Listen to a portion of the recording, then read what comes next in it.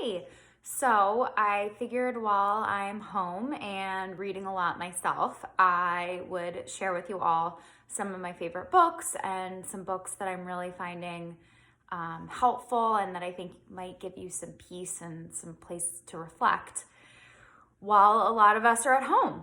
Okay, so I shared some of them that I put up earlier. I shared Untamed, which don't even know where I put it. Here we go. Right, this one's Untamed. It's amazing. I literally just read it and I couldn't put it down. If you've read any of Glennon's other books, Love Warrior also is one of my favorite books ever. When it first came out, I gave it to all of my family and friends because I related to it so much, and it explained, sometimes Glennon, I feel just explains things in a way that she gives words to things that I felt but couldn't explain. So if you haven't gotten Untamed yet, I highly recommend getting it. One of my other favorite books is The Fucka Diet.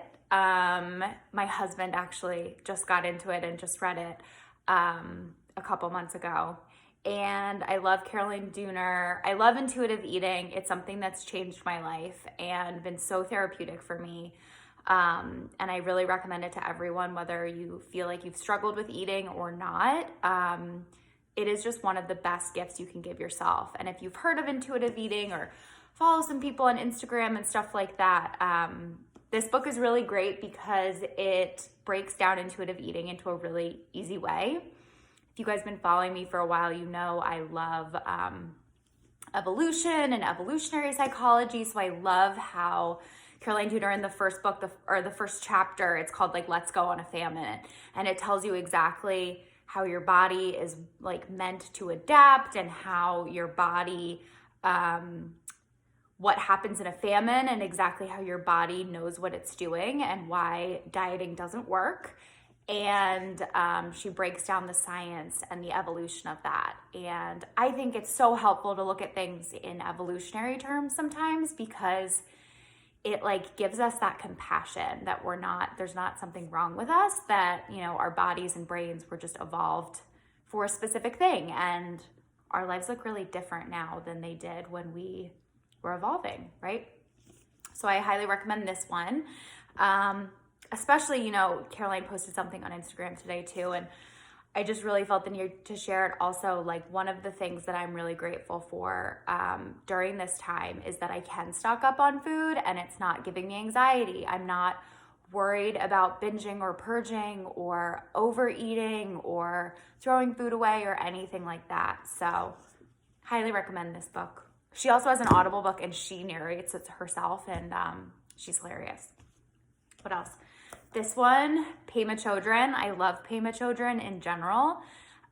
This one is called Living Beautifully with Uncertainty and Change. It is a simple book. Pema Chodron just really has powerful grounding words. And she talks a lot about the concept in her books called positive groundlessness, which is kind of a way of saying non-attachment, and how we can practice not being attached to things, but in a way that gives us freedom. So yeah, I've been finding a lot of peace in this book. She has a lot of other really great books too. The other one that I'm thinking of is totally blanking, and I don't have it with me. But if you Google Pema Chodron, she has a lot of really great books. What else? I just read this one when I was on my honeymoon a couple months ago. I mean, I love Malcolm Gladwell. I've read all of his books, but this one in particular had a lot of psychology in it. It talked a lot about biases and how we don't know as much as we think we know about people by looking at them, which I completely agree with as a therapist.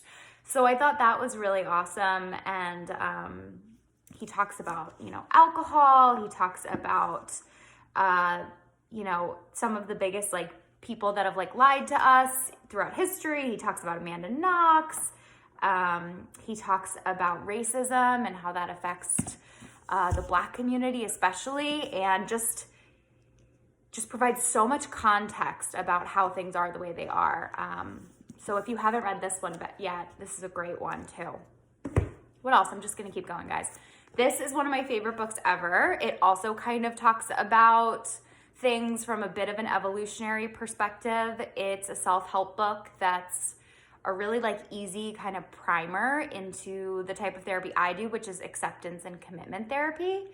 And it busts a lot of myths that we should be happy all the time.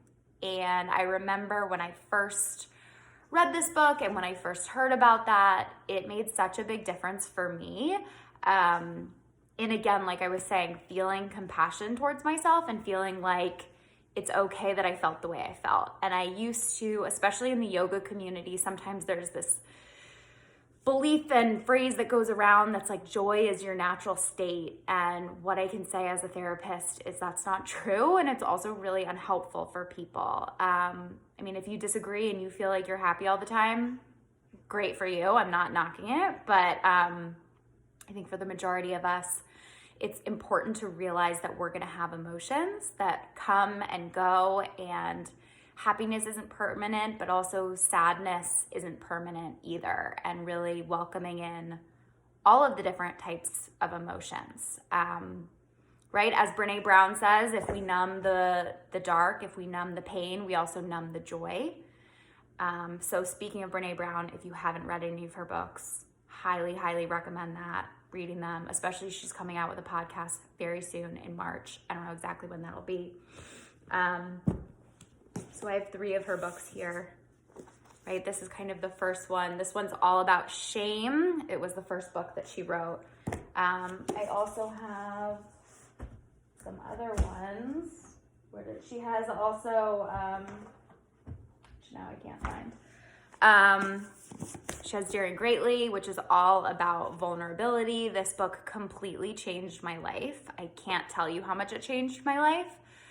As someone who was super against vulnerability and super against just being authentic with people because I was so afraid of being judged, it completely changed my life. I read it when I was in yoga teacher training like 7 years ago, and my life was never the same. So she goes into a lot of research too, which I think is really great. She also has The Gifts of Imperfection. She has Rising Strong.